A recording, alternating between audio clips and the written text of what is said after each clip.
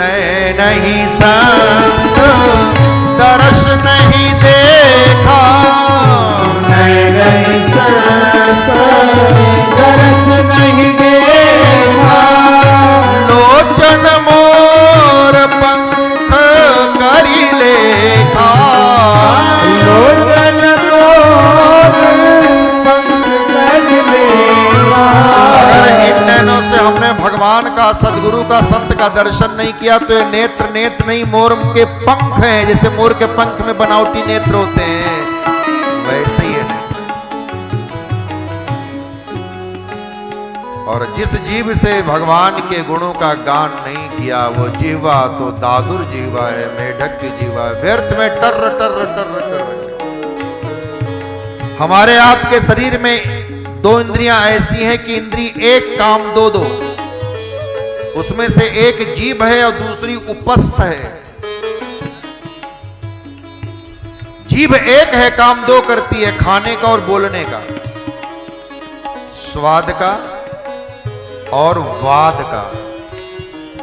तो जीवा को बहुत संभाल के रखो प्यारे।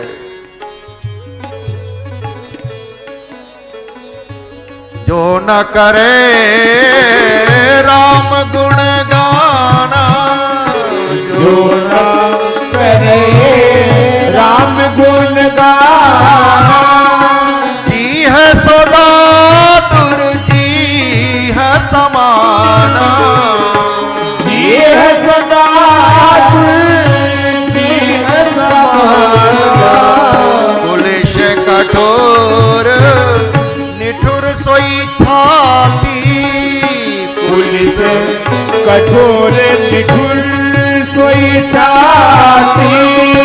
भागवत जी का श्लोक सुनाते इसी चौपाई का। तदश्मसारम हृदयम बतेदम यद गृह्यमाणै हरि नाम धेयि। जिसने हरि के नाम का गान नहीं किया उसकी छाती तो पत्थर है। पुलिस कठोर निठुर सोई छाती, सुनी हरि चरित न जे हर साथी, ओ सुने हरि चरित न जे हर साथी, सुनी हरि चरित न जे हर साथी, सुने हरि चरित न जे हर साथी। जिन हरि कथा सुनी नहीं गाना, जिन हरि कथा सुनी नहीं गाना, जिन हरि कथा सुनी नहीं गाना, जिन हरि कथा सुनी नहीं गाना, कथा सुनी नहीं गाना, कथा सुनी नहीं गाना। भगवान शंकर ने कहा, उमा, वैसे तो भोले बाबा संबोधन करते हैं उमा, शैलजा, उमा। एक अनुभव की बात कहने जा रहा हूं। भोले बाबा ने कहा, हाँ नाथ कहिए।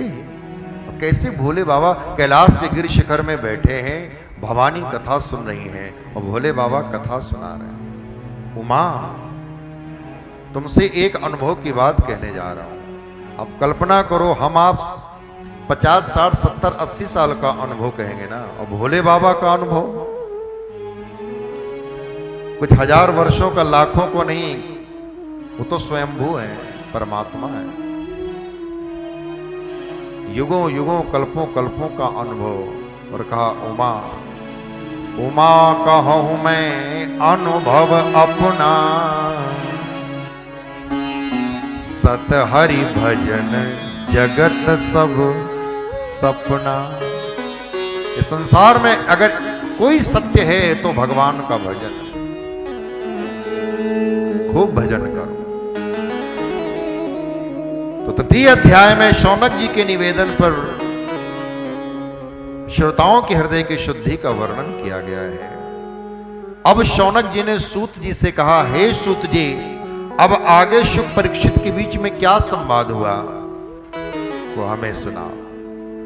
तो सूत जी ने कहा, हे शौनक, जब राजा परीक्षित ने भगवान सुखदेव से कहा, गुरुदेव, परमात्मा इस सृष्टि का लय, सर्जन, पालन, विसर्जन किस प्रकार करते हैं, तो भगवान सुखदेव को याद आया कि मैंने कथा कहनी तो आरंभ कर दी, लेकिन कथा कथन के पूर्व मैंने भगवान का मंगलाचरण तो किया ही नहीं।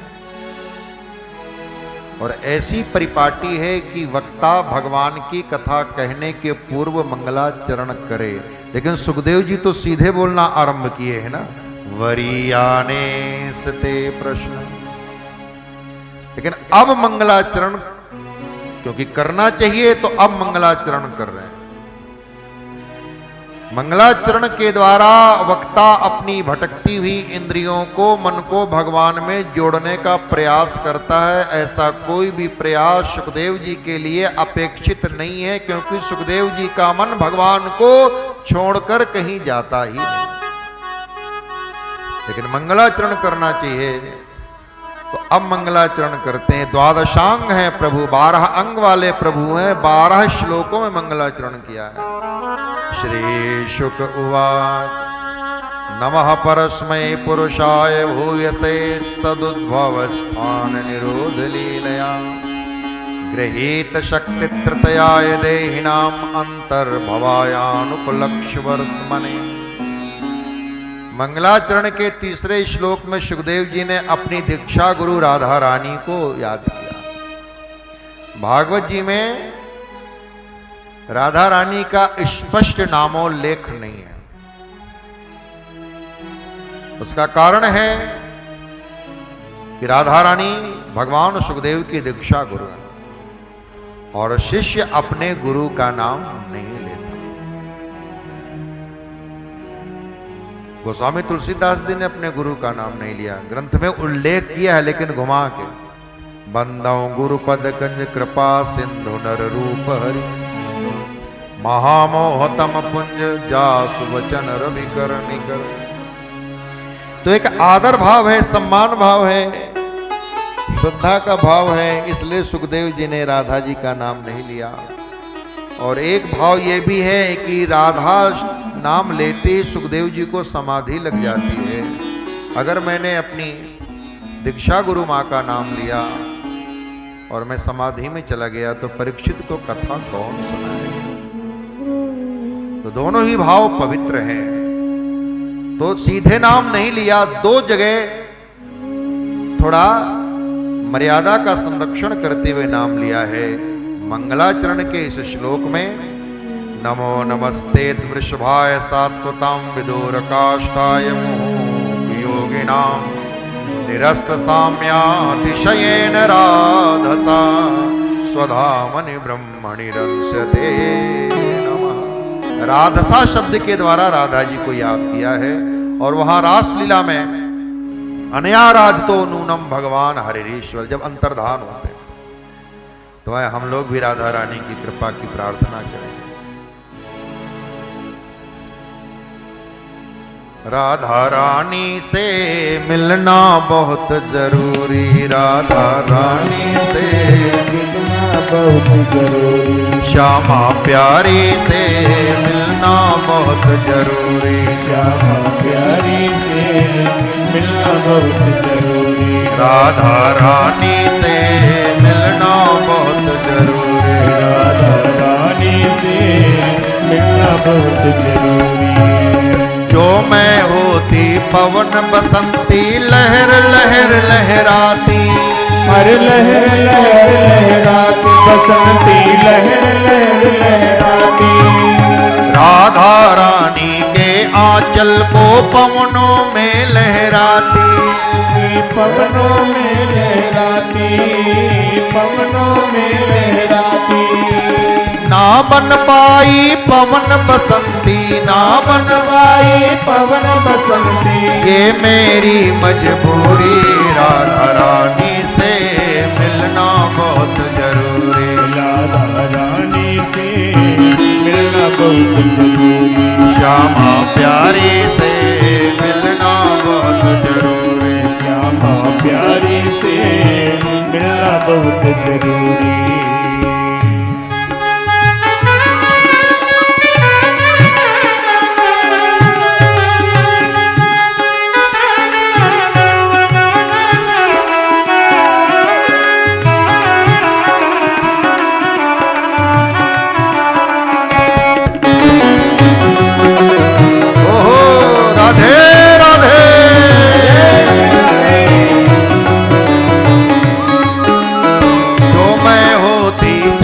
चमेली चरणों में बिछ जाती, हाँ चरणों में बिछ जाती, हाँ चरणों में बिछ जाती। राधा रानी के चरणों की धूल हमें मिल जाती, हाँ धूल हमें मिल जाती, धूल हमें मिल जाती।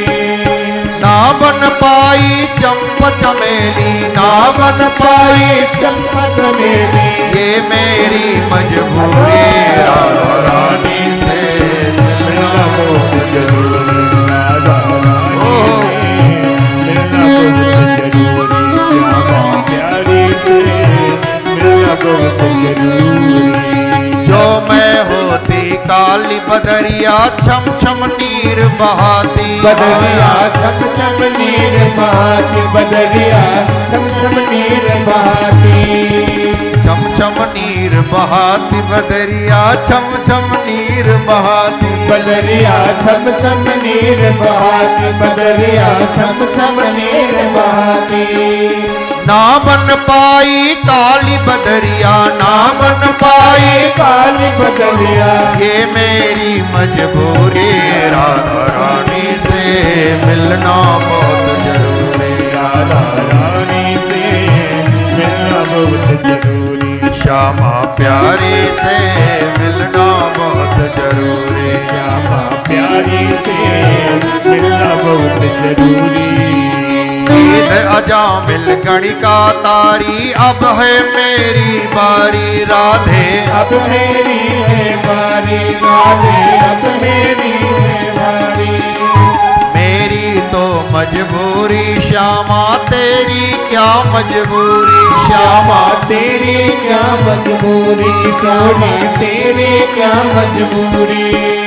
मेरी तो मजबूरी श्यामा, मेरी तो मजबूरी श्यामा, तेरी क्या मजबूरी, राधा रानी से मिलना बहुत जरूरी, राधा रानी से मिलना बहुत जरूरी, श्यामा प्यारी से मिलना बहुत जरूरी, श्यामा प्यारी से मिलना बहुत जरूरी, राधा रानी से मिलना बहुत जरूरी, राधा रानी से मिलना बहुत जरूरी, राधा रानी से मिलना बहुत जरूरी, राधा रानी से मिलना बहुत जरूरी, राधा रानी से मिलना बहुत जरूरी, मिलना बहुत जरूरी, मिलना बहुत जरूरी।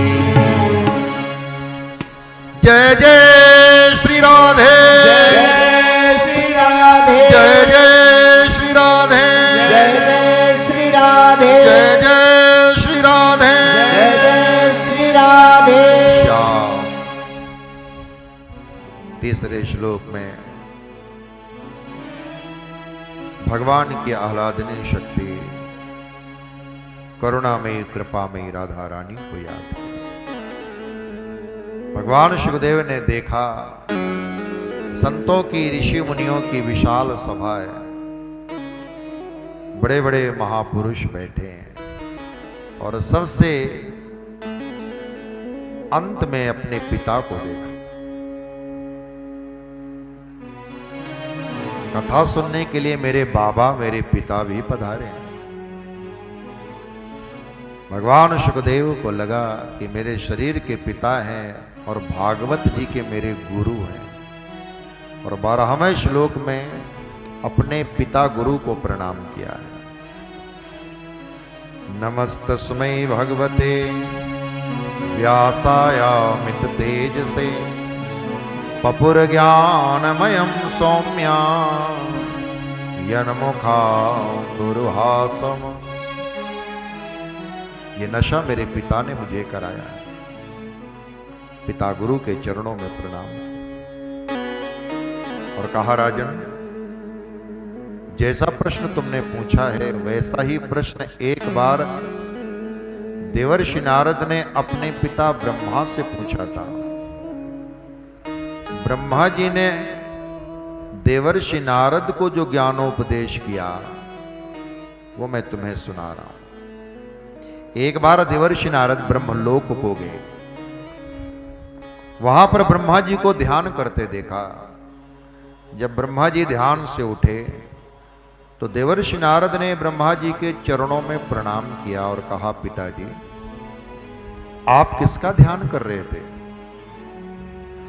आज आपको ध्यान करते देख मुझे आश्चर्य हो रहा है। मैं तो आप ही को ईश्वर मानता हूं। जब आप ही ईश्वर हैं तो फिर आप ध्यान किसका कर रहे थे? आप इस सृष्टि की रचना अपनी इच्छा से करते हैं या किसी की आज्ञा से कर रहे हैं? मुझे आश्चर्य है। तब ब्रह्मा जी ने कहा, पुत्र नारद, मुझे तुझे सनत कुमारों को, इस सकल ब्रह्मांड को जिन परमात्मा ने बनाया है तुम उनको नहीं जानती, इसलिए ऐसा कह रहे हो। मैं ईश्वर नहीं हूं, मैं उनका दास हूं जिनकी दुर्जय माया से लोग मुझे प्रजापिता प्रजापति समझते हैं। मैं उन नारायण का दास हूं। ये सर्वयाग यज्ञ की क्रिया सब नारायण पर है। ये परम शक्ति ही परमात्मा है। शक्ति के 3 रूप हैं, द्रव्य शक्ति, क्रिया शक्ति और ज्ञान शक्ति। द्रव्य शक्ति का दूसरा नाम है महालक्ष्मी, क्रिया शक्ति का दूसरा नाम है महाकाली और ज्ञान शक्ति का दूसरा नाम है महासरस्वती। दुर्गा सप्तशती में भी आता है, प्रथम चरित्र, मध्यम चरित्र, उत्तर चरित्र, महाकाली, महालक्ष्मी, महासरस्वती प्रीत्यर्थे जपे विनियोग। ये सारा संसार, ये सारा ब्रह्मांड त्रिशक्ति से ही चल रहा है। नारद, आरंभ में निर्गुण निराकार प्रत्यक्ष चैतन्य भिन्न ब्रह्म। यह ब्रह्म व्याकरण की दृष्टि से ना स्त्री है, ना पुरुष, नपुंसक है।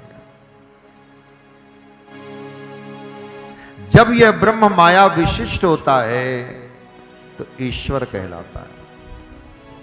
ईश्वर क्या है? माया विशिष्ट परम चैतन्य।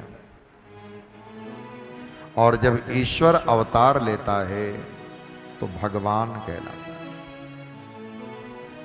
भगवान षड्भग युक्त हैं, षड ऐश्वर्य संपन्न हैं, ज्ञान, वैराग्य, यशः, श्री, ऐश्वर्य, वीर्य, जिनमें 6 चीजें हैं वो भगवान है।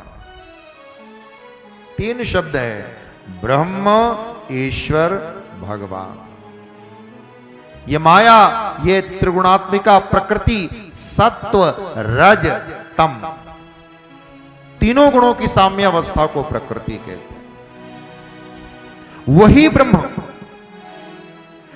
जब रजोगुण को स्वीकार करता है तो ब्रह्मा होकर इस सृष्टि की रचना करता है। जब वही ब्रह्म सत्वगुण को स्वीकार करता है तो विष्णु होकर इस सृष्टि का पालन पोषण करते हैं। वही ब्रह्म जब तमोगुण को स्वीकार करता है तो इस सृष्टि का लय करता है। देखिए, केवल वो ब्रह्म ही है जो सृष्टि का सर्जन कर रहे हैं।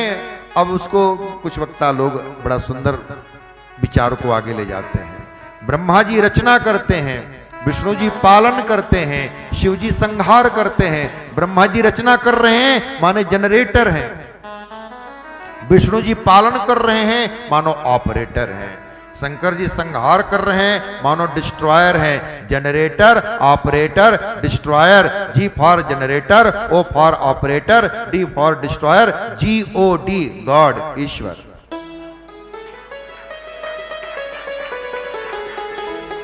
एक ही है। हम या जो अनुभवशील विद्वान सदगुरु कृपा प्राप्त वक्ता हैं, उन शब्दों के द्वारा सिर्फ आपको वहां छू रहे हैं जहां से आपको यह अनुभव हो जाए।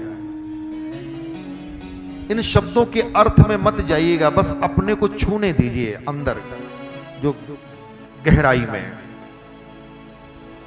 निर्गुण निराकार प्रत्यक्ष चैतन्य भिन्न ब्रह्म। अब दूसरे ढंग से समझा रहे हैं। निर्गुण निराकार प्रत्यक्ष चैतन्य भिन्न ब्रह्म मतलब ब्रह्म के अलावा कुछ भी नहीं, कुछ भी नहीं है। अब इसको कैसे समझाया जाए? कुछ भी नहीं है में भी सब कुछ है। अब शब्दों की देखिए कितनी लाचारी है, शब्दों की कितनी सीमा। जब यह कहा जा रहा है कि उसके अलावा कुछ भी नहीं है, तो कुछ भी नहीं में हम क्या समझ रहे हैं? इसलिए वेदों ने उसके लिए कहा अरुणोरणीयान महतो महीयान तदे जति तन्ने जति तद्दूरे तदबंधि के। वो आता है, वो नहीं आता। अरे महाराज एक बात कहो, या तो वो आता है या तो वो नहीं आता। बोली यही तो समस्या है। उसके लिए कुछ भी एक वाक्य में पूरा नहीं किया जा सकता। प्रत्येक व्यक्ति के द्वारा बोला गया वाक्य आधा ही सर्किल बनाता है, याद रखना। प्रत्येक वाक्य को दूसरे वाक्य से काटा जा सकता है, माने विपरीत वाक्य बनाया जा सकता है। और एक ही समय में अगर एक व्यक्ति दोनों वाक्य बोलता है तो पागल है। जो भी सेंटेंस निकलेगा वो एक बार में आधा ही सर्किल को घेरेगा, और आधा सर्किल विपरीत घेरने के लिए विपरीत बोलना पड़ेगा। जब कहा जा रहा है कि कुछ भी नहीं है, कुछ तो कुछ भी नहीं में सब कुछ है। निर्गुण निराकार प्रत्यक्ष चैतन्य अभिन्न ब्रह्म के अलावा कुछ भी नहीं है। संकल्प हुआ। वैसे तो हम आज इरादे से बैठे हैं कि 7 बजे विराम कर देंगे। अब कथा जितनी जा रही जाए। असल में हमारी कथा कहने की जो अपनी जो शैली है, वो हम इतिहास परक नहीं सुनाते। हम श्रोताओं को उस काल में, उस युग में ले जाते हैं, उस घटना में ले जाते हैं। और उसके लिए वक्ता को कितना परिश्रम करना पड़ता है, इसे आप कल्पना नहीं कर सकते। आप लोग अपने अपने मन को नहीं संभाल पाते, हम सबके मन को एक साथ केंद्रित करके, एकाग्र करके संभाल रहे हैं। आप जरा कल्पना करो,